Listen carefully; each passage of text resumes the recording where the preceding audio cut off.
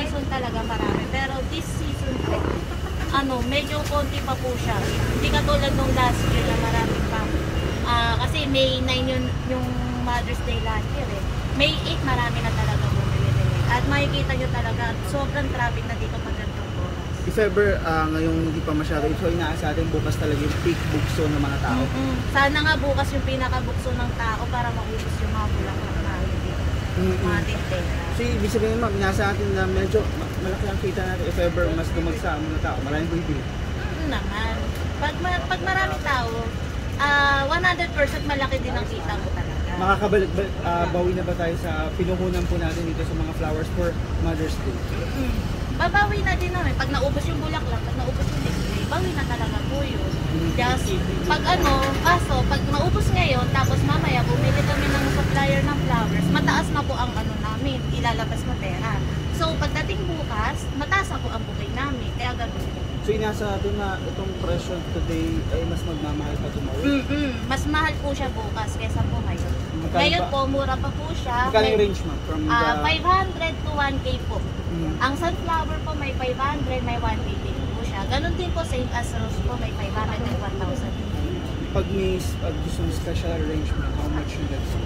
Pag special arrangement po, ang pinaka-lowest po is 2,000 pag special arrangement. If imported mga flowers po, usually po 5,000 to 10K. Mga imported na flowers na po yun.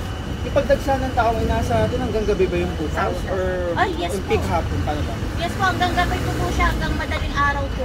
Ang po ng dagsa bukas ng tao. Minsan may mga pahabol pa po, mga 15, meron pa po yan.